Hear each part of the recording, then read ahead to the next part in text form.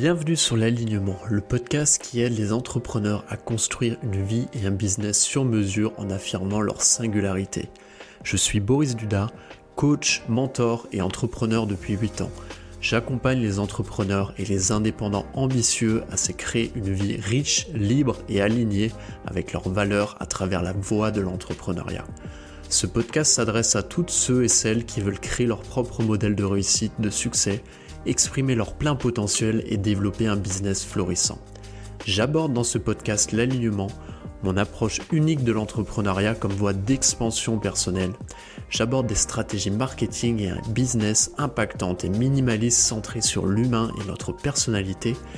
Et j'aborde aussi des approches mindset et santé originales pour aligner corps, cœur, esprit, le triptyque gagnant de l'épanouissement et du succès. Le tout au service de ta croissance personnelle et celle de ton business.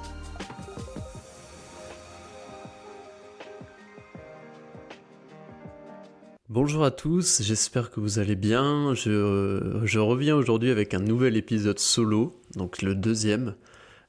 Si vous n'avez pas écouté le premier, je vous invite vraiment à aller écouter ce premier épisode que j'ai fait il y a une semaine maintenant, où je parle un petit peu de l'évolution de mon activité et du changement d'orientation qu'il va avoir dans le podcast.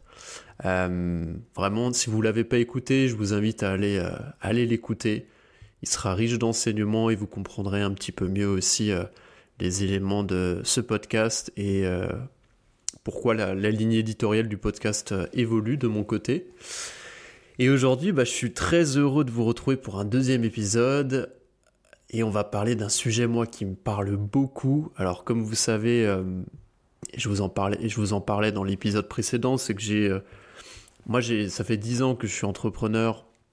J'ai une casquette de coach et mentor pour entrepreneurs depuis un petit moment et j'ai toujours aussi été dans le milieu de ce qu'on appelle la com et du marketing, en plus de ma casquette de coach respiration et coach santé. Et aujourd'hui, en fait, je voulais vous partager, moi, une façon de communiquer, une façon de créer mon marketing qui m'est très chère. Le sujet du podcast, c'est comment est-ce que vous pouvez créer en tant qu'entrepreneur un meilleur marketing en affirmant votre personnalité de manière authentique. Gros sujet. Et pourquoi j'ai décidé de vous faire cet épisode? Tout simplement parce qu'en fait, je me suis rendu compte que beaucoup de mes clients sur mon activité venaient pas parce que j'avais une compétence en particulier ou parce que j'avais un diplôme en particulier, mais en réalité ils venaient parce que ils étaient alignés avec ma personnalité, mes valeurs, ils adhéraient à ma façon de transmettre l'information, à ma façon d'être. Et en fait, la plupart des gens que j'ai en appel, en call avant un démarrage de coaching, ils sont quasiment déjà tous convaincus parce qu'en fait, ils ont écouté mes podcasts, ils ont lu mes posts sur les réseaux sociaux et ils ont résonné avec ma façon d'être. Et pour moi, être authentique dans votre communication, dans votre business, c'est la meilleure façon de faire du marketing et c'est aussi la meilleure façon pour vous de vous affirmer, d'affirmer votre personne, d'affirmer votre personnalité. Donc c'est l'objet de ce podcast aujourd'hui, c'est on va parler de tout ça et j'ai décidé de découper cet épisode en 3 grosses parties. La première partie, c'est pourquoi est-ce que vous devriez développer un marketing authentique quand vous êtes entrepreneur. La deuxième partie, c'est comment est-ce qu'on crée justement ce marketing authentique pour attirer plus de clients et aussi pour kiffer faire de la com, parce que je sais que pour beaucoup, la com sur les réseaux sociaux, on n'a pas envie. C'est vraiment une tannée et j'entends beaucoup de gens dire la com, c'est pas fait pour moi. Mais si, c'est aussi fait pour vous, c'est juste que vous y prenez d'une façon qui vous correspond pas. Et c'est là toute la nuance. Et la dernière partie qu'on va explorer dans cet épisode, c'est du coup, si on est authentique, si on partage tout, si on est vulnérable, est-ce qu'on doit vraiment tout raconter? Et là, j'apporterai aussi quelques nuances qui sont importantes à mon sens. Alors, une petite intro aussi, c'est que je voulais vous donner quelques éléments de contexte, moi, qui qui font sens par rapport à cette dynamique de créer un marketing qui est plus authentique, qui est plus humain. C'est qu'à l'ère d'aujourd'hui, en fait, je me rends bien compte et on se rend bien compte qu'il y a de plus en plus de créateurs, plus en plus de coachs, plus en plus d'entrepreneurs, plus en plus de thérapeutes qui se lancent et qui prennent la parole sur les réseaux sociaux. Il y a 20 ans, quand on se lançait, je prends un exemple, en tant que coach, en tant que naturopathe, on va dire qu'il n'y avait clairement pas autant de concurrence. Aujourd'hui, le métier de coach, de formateur, de thérapeute, le métier de freelance, en fait, c'est des métiers qui sont très tendance parce qu'en fait, on a un bouleversement de la société, on a de plus en plus de ce qu'on appelle de créateurs, de gens qui ont une expertise et qui veulent en vivre et qui veulent monétiser cette compétence-là. Et il y a un effet de progressivement de ce qu'on pourrait appeler de saturation. Alors ça ne veut pas dire pour autant qu'il n'y a pas la place. Au contraire, moi je pense qu'il y a la place pour tout le monde. Néanmoins, prendre la parole sur les réseaux sociaux est devenu essentiel. Et ça, de plus en plus de gens en ont conscience. Mais je pense encore plus que prendre la parole sur les réseaux sociaux, certes, mais prendre la parole sur les réseaux sociaux en s'affirmant, en étant vulnérable, en partageant de soi et pas en faisant ce que j'appelle du marketing un peu générique où on va, entre guillemets, rien livrer de soi. On va être sur des contenus très génériques, on en parlera plus tard. Donc ça, c'est la première chose qui pour moi est importante et pourquoi cet épisode fait sens. Et ça me fait un parallèle aussi avec l'IA. Aujourd'hui, en fait, l'IA permet de créer du contenu sur les réseaux sociaux super facilement, avec un haut niveau d'information technique. Franchement, moi, pour l'avoir essayé, notamment sur des publications très spécifiques sur la respiration, j'étais bluffé à quel point, en fait, ça peut vraiment servir à dégrossir un sujet et apporter un haut niveau de valeur ajoutée et de connaissances. Par contre, l'IA ne vous aidera jamais à affirmer votre personnalité et à créer du contenu qui est personnel.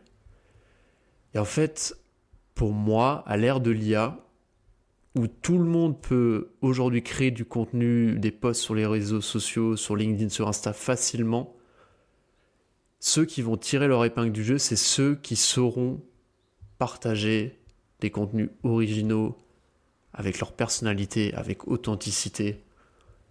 Et c'est ce qui fait qu'en fait, on va aller chez quelqu'un. C'est parce qu'en fait, on est attiré par cette personne, par ses valeurs, par son expérience, par ses apprentissages, ses échecs, ses réussites.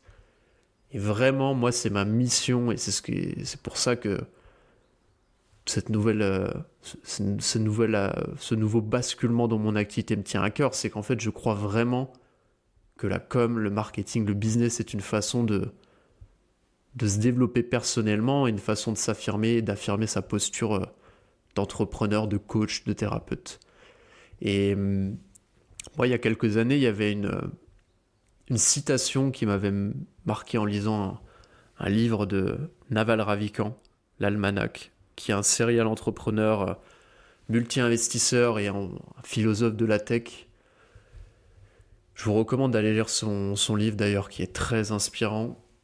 Et il y avait une citation qui, moi, m'avait beaucoup parlé, que j'avais notée dans mon carnet à l'époque, et je trouve qu'elle fait sens aussi pour cet épisode, c'est en anglais « Escape competition through authenticity ». En traduisant en français, c'est « sortez de la compétition, de la concurrence, en affirmant votre authenticité ». Et il disait aussi dans le paragraphe « et en suivant votre curiosité ». Et moi, je résonne très fort avec ça. Et je me suis rendu compte que les meilleurs entrepreneurs, les meilleurs coachs, vraiment étaient dans cette dynamique-là. Et je vous invite vraiment à la suivre. Alors, pourquoi est-ce que vous devriez développer un marketing authentique ? On en a déjà parlé un petit peu dans cette intro, mais pour aller un peu plus dans le détail, pour moi, quand on est authentique avec sa communauté, avec ses potentiels clients, on vient créer une relation de confiance parce qu'on cache rien. On partage ses échecs, on partage ses apprentissages, on partage ses doutes, on partage ses réussites aussi.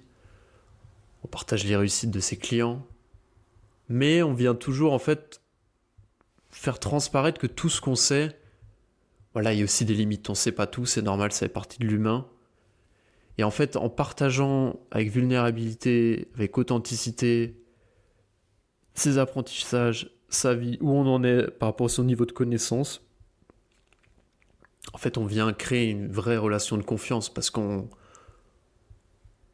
nos clients et ceux qui nous suivent, notre communauté va savoir en fait qu'on est vrai et qu'on parle vrai et qu'on n'est pas en train de survendre quelque chose qu'on n'a pas, donc on est vraiment bien ancré avec ce qu'on est en train de faire. Donc ça pour moi c'est vraiment une des premières raisons pourquoi vraiment je vous incite à créer un marketing authentique, et aussi parce que en fait les clients qui vont venir à vous, bon, on l'a dit, ils adhèrent à votre vision.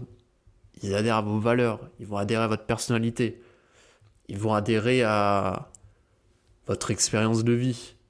Typiquement, imaginons que vous êtes coach de vie, que vous avez fait un burn-out, misez là-dessus, parlez-en, expliquez pourquoi vous êtes arrivé à ce burn-out, quels étaient vos apprentissages. Vraiment, en fait, dites-vous que toute votre expérience de vie durant les précédentes années, en fait, elle est partie intégrante de votre personnalité et de vos forces. Et je reprends l'exemple de la personne de coach de vie qui a fait un burn-out. Si elle en parle, il y a de fortes chances que certaines personnes qui sont en situation de burn-out et qui voient ça se disent « ouais, ok, il est déjà passé par là et il saura m'accompagner parce qu'il l'a aussi vécu. » Donc vraiment, c'est super important en fait de se livrer au maximum et de parler de sa personnalité, de ses expériences de vie. Et de cette façon-là, en livrant aussi avec authenticité vos valeurs, vos messages, vos grandes convictions, ça permet aussi d'éviter toutes les potentiels clients qui viendraient pour les mauvaises raisons et qui pourraient vous faire faire perdre du temps. Donc vraiment, ça fait un filtre aussi. S'il y a des personnes qui sont pas alignées avec vous, et bah tant pis. Et j'ai envie de dire même tant mieux. Ça permet vraiment de faire un filtre. Et vous allez gagner du temps à bosser avec des gens avec qui, en fait, ils résonnent avec vous. Et vous allez avoir un vrai développement, une vraie co-création dans l'accompagnement que vous faites. Et je dirais que le troisième point aussi que moi je m'étais noté de pourquoi est-ce qu'on devrait développer un marketing authentique quand on est coach ou thérapeute, je pense que c'est vraiment une façon de développer son leadership naturel, sa posture d'accompagnant. C'est une façon de s'affirmer au monde, d'oser être vulnérable, de dépasser ses peurs, de se confronter à la peur du rejet et au syndrome de l'imposteur. Parce qu'en fait, quand on incarne cette posture-là, quand on ose parler de soi, affirmer ses valeurs, on va gagner en confiance, on va accepter sa vulnérabilité. Et dans votre posture d'accompagnement, en fait, c'est vraiment crucial en fait de développer cette posture. Et faut vous dire que les gens qui bossent avec vous, ils vont pas forcément venir uniquement pour votre technique, vos outils, votre formation, etc. Ils vont surtout venir pour votre posture, pour votre personnalité, parce qu'ils savent qu'ils vont résonner avec vous. Donc vraiment, aujourd'hui pour moi, c'est essentiel de développer cette posture-là authentique quand vous faites votre communication et quand vous développez votre business. Et je pense qu'il y a vraiment 90% des entrepreneurs, des coachs, thérapeutes, formateurs que je vois qui n'osent pas, qui restent dans des cases, qui restent dans du contenu lisse, qui restent dans du contenu générique. Et vraiment, pour moi, c'est ce qui change la donne. Et je l'ai vu dans mon développement d'activité. Je vais vous parler un petit peu de ma dernière année où j'ai développé cette activité d'accompagnement en respiration avec mon entreprise Conscious Breathing. En fait, au début, j'avais commencé, comme beaucoup, avec ce qu'on peut appeler une posture d'expert.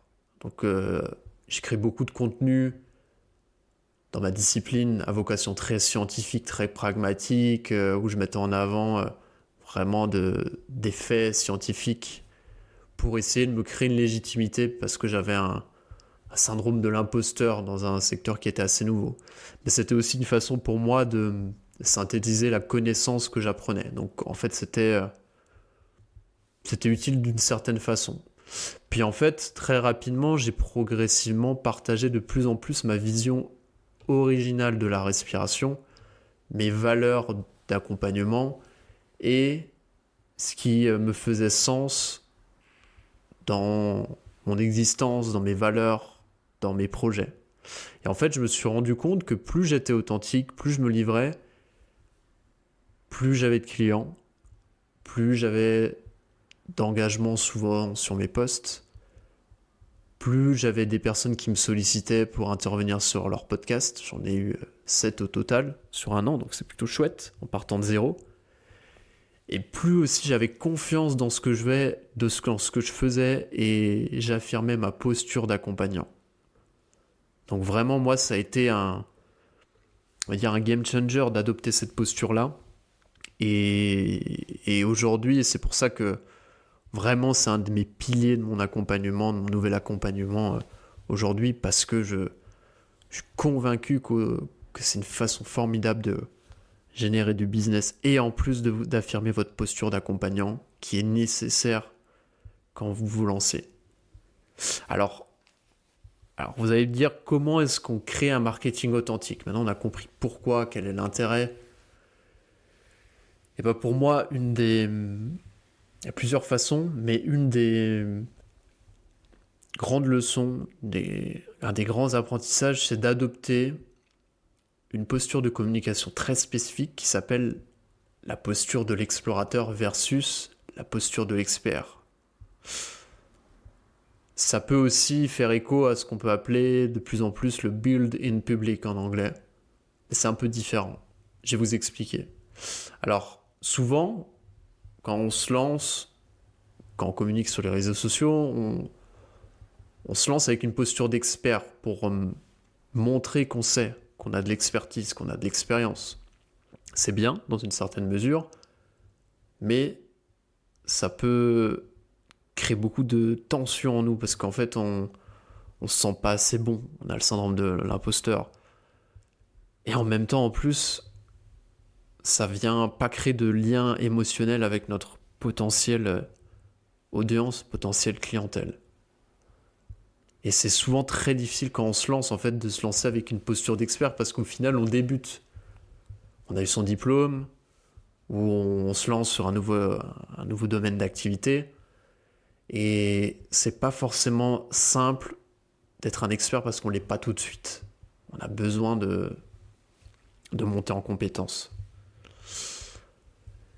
Et on rentre aussi dans une dynamique, quand on est dans cette posture d'expert, de compétition avec ses concurrents. Parce qu'on joue sur le caractère expertise uniquement, car c'est la valeur la plus haute que vous partagez, c'est votre niveau de connaissance sur le sujet. Donc ça, c'est typiquement ce que moi je faisais au début, quand je me suis lancé sur la respiration. C'était en mode, ok, je vous partage des faits très concrets, pragmatiques, des études scientifiques. J'écris des textes sur LinkedIn ou sur Instagram qui sont très génériques. J'y mets pas du tout d'ingrédients personnels. Vraiment, je vous montrerai, on parlera de quelques exemples tout à l'heure. Et à l'inverse, vous avez la posture de l'explorateur qui, elle, favorise le marketing authentique, qui est dans une dynamique où on va partager ses apprentissages en cours de route, ses réussites, ses difficultés, ses challenges, ses expériences de vie. On va raconter les coulisses de son activité. Du coup, on va venir créer du lien émotionnel avec son audience et on va utiliser la puissance de ce qu'on appelle en anglais le storytelling, le raconter des histoires. Vous savez que les gens sont sensibles aux histoires. Moi qui ai une boîte dans une précédente startup qui était dans le milieu de l'édition, on créait des histoires sur mesure. En fait, je me disais toujours que, et je l'ai vu concrètement, dès qu'on racontait des histoires dans ce qu'on faisait en termes de marketing sur l'histoire de notre boîte. C'est ce qui nous avait permis vraiment de créer une communauté de plus de 100 000 personnes autour de la lecture. Et j'apprenais beaucoup d'ailleurs de mon ancien associé Julien, je te salue si tu m'entends, qui était auteur et qui était spécialiste de la narration et de la création d'histoires. Et j'apprenais beaucoup de lui parce qu'en fait, il avait beau ne pas être formé au marketing alors que moi je l'étais, mais quand il écrivait des emails et il racontait des histoires, c'était puissant et ça nous amenait énormément d'engagement. Et je pense que vraiment quand on adopte cette posture où on raconte les coulisses de son activité, l'évolution de son business, on raconte des histoires et ça attire l'attention et ça attire les gens. Donc vraiment c'est aussi un des gros bénéfices de cette posture de l'explorateur. Et quand vous êtes aussi dans cette posture de l'explorateur, vous rentrez dans une dynamique de création de votre propre niche d'expertise et votre propre façon d'exprimer votre vision du monde par rapport à votre secteur, par rapport aux personnes que vous allez accompagner. Je vais vous donner quelques exemples pour que vous compreniez un peu la différence de cette posture entre l'expert et l'explorateur. Imaginons que vous avez envie d'écrire un post sur la méditation. On pourrait avoir un post d'expert, les 5 bénéfices scientifiques de la méditation. Un post d'explorateur, 5 choses que m'ont apprises la méditation en tant qu'entrepreneur. Vous voyez la nuance ? Le premier, 5 bénéfices scientifiques de la méditation, tout le monde pourra l'écrire. Ça sera sans doute un peu différent selon les personnes, mais j'ai envie de dire que ça sera à peu près la même chose que vous allez partager. Le deuxième, 5 choses que m'ont appris la méditation personnellement en tant qu'entrepreneur. En fait, ça vient faire écho à votre expérience de vie, vos leçons, vos apprentissages par rapport à un moment X de votre vie. Du coup, vous allez créer beaucoup plus de liens émotionnels, vous allez créer une histoire dans une certaine mesure et vous allez amener votre version, votre vision de la méditation très personnelle, ce qui va faire écho à votre potentielle audience. Un autre exemple pour que vous compreniez bien, imaginons que je sois coach de vie. Un post que je pourrais écrire avec une vision d'expert, les effets néfastes du burn-out chez les entrepreneurs. Ok, je veux dire, tout le monde pourrait écrire à peu près ce post. Une version où on est en mode explorateur. Vous pourrez raconter comment est-ce que vous avez vécu votre burn-out et qu'est-ce que vous en avez tiré comme enseignement. Donc vous partez de votre histoire à vous, vos enseignements et quelles leçons vous en avez tirées. Et vraiment, ça fait toute la différence. Ça fait toute la différence. Parce que vous allez affirmer votre authenticité, vous allez affirmer votre posture. Donc j'espère que ces petits exemples vous donnent déjà une vision de la différence entre cette posture-là. Vraiment, ça peut paraître simple, mais ça change tout. Et petit conseil pour vraiment se dire est-ce que je suis dans cette posture-là, toujours vous dire quand vous écrivez quelque chose sur les réseaux sociaux, quand on crée du contenu, essayez de partir du pronom « je ». Vraiment, ça va vous aider. Commencez toutes les phrases par « je », dans la mesure du possible, et ça vous aidera à être dans cette posture-là. Alors, troisième partie de ce podcast, c'est ce que je vous vois venir déjà, et est-ce qu'on doit au final tout raconter dans sa communication ? Est-ce qu'on doit être vulnérable à 100%, tout raconter ? Alors, ça dépend, mais je pense qu'évidemment que non, on ne va pas tout raconter. On a une partie de sa vie qu'on doit garder, qu'on peut garder. On partage seulement ce qu'on a envie de partager. Aujourd'hui, on a cette tendance sur les réseaux de plus en plus de personnes, d'entrepreneurs à succès, qui ont des belles boîtes, qui suivent cette tendance de build in public, c'est vraiment de créer avec leur audience. Donc on va partager ouvertement ses objectifs personnels, ses objectifs financiers, typiquement, je me lance un challenge, faire un Ironman, et on le lance sur LinkedIn, et dans 3 mois, on doit avoir fait l'Ironman, et du coup on partage en fait les différentes phases de son objectif et les différents plans d'entraînement, etc. Ou certains même, des entrepreneurs assez chevronnés peuvent parler officiellement à leur audience de chiffre d'affaires. Je veux atteindre 100 000 euros de chiffre d'affaires cette année. Et c'est écrit sur leur site, par exemple, ou sur leur LinkedIn, ou ils l'affirment régulièrement dans leurs posts, dans leurs podcasts. Ça se fait de plus en plus, et moi je trouve que c'est intéressant parce que ça crée une forme de responsabilité et d'engagement auprès de votre communauté. Une fois que c'est communiqué, vous savez que vous êtes engagé auprès de quelqu'un, et quand on en parle à quelqu'un et qu'on est engagé, on a envie d'arriver à ses objectifs, on a envie de les atteindre, et on n'a pas envie, entre guillemets, de passer pour un con. Et en cela, je trouve que c'est un côté positif de suivre un peu cette tendance de build in public et de partager parler de ses objectifs. Ça peut vraiment vous donner des ailes pour atteindre vos objectifs. Il y a un côté négatif quand même, je trouve aussi, c'est que ça peut créer beaucoup de charge mentale, ça peut créer du stress. Typiquement, si on partage un objectif qui est trop gros pour nous, là je vais parler d'un objectif financier, hein, si on a envie de jouer à ce jeu-là et qu'on n'y arrive pas, en fait ça peut créer vraiment beaucoup de stress et de charge mentale. Donc il y a du positif et du négatif. Donc oui, c'est intéressant, mais à bien doser pour trouver son équilibre et ne pas hésiter à tester un peu les différentes postures. Pour l'instant, moi, avec ma vision, j'aime être authentique sur certains sujets, notamment mes apprentissages, mes difficultés, mes succès, mes réussites, certains de mes chiffres. Mais j'ai pas vraiment passé ce cap de poser un objectif spécifique, que ce soit perso, financier, etc. Ça correspond pas vraiment à ma personnalité, mais peut-être que j'y viendrai. Ce sera intéressant de faire ce test. Mais voilà, je vous ai comme vous en parler parce que je sais que c'est une tendance et vous le verrez de plus en plus. Donc à mon sens, ça peut être bien pour certaines personnes, ça peut les challenger, ça peut les responsabiliser si on en a besoin. Pour d'autres, ça va être trop difficile, trop de stress, trop de charge mentale. Donc vraiment, est-ce qu'on doit tout raconter ? Évidemment que non.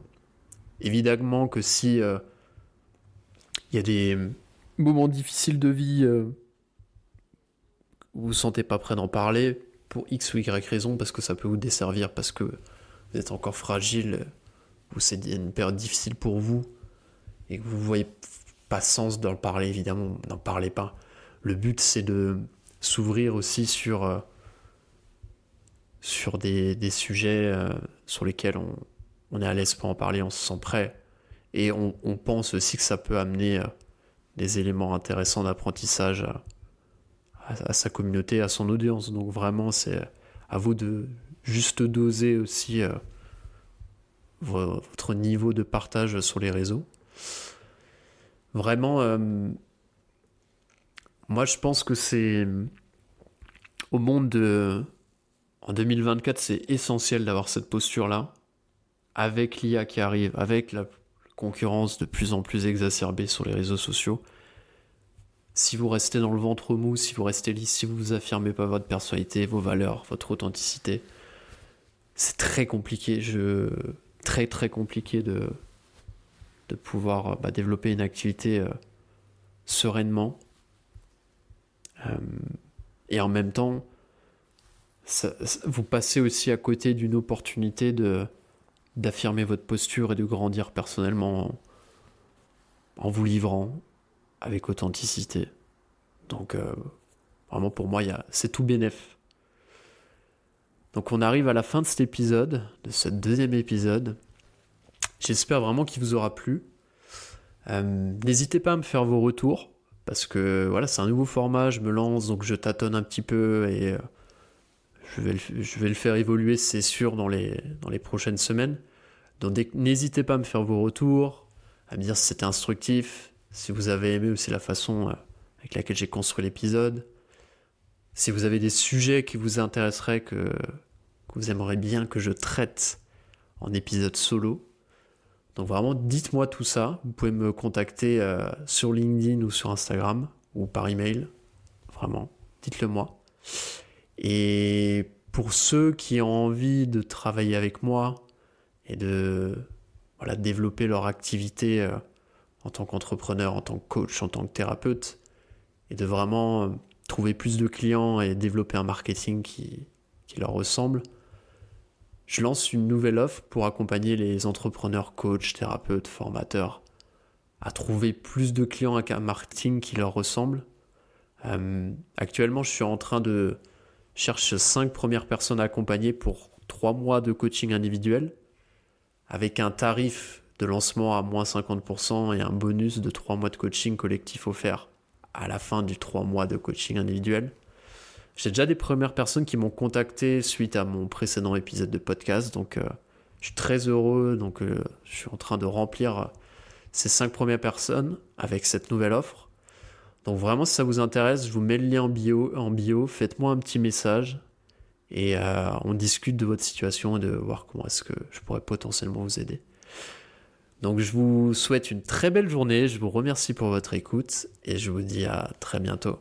Bye bye.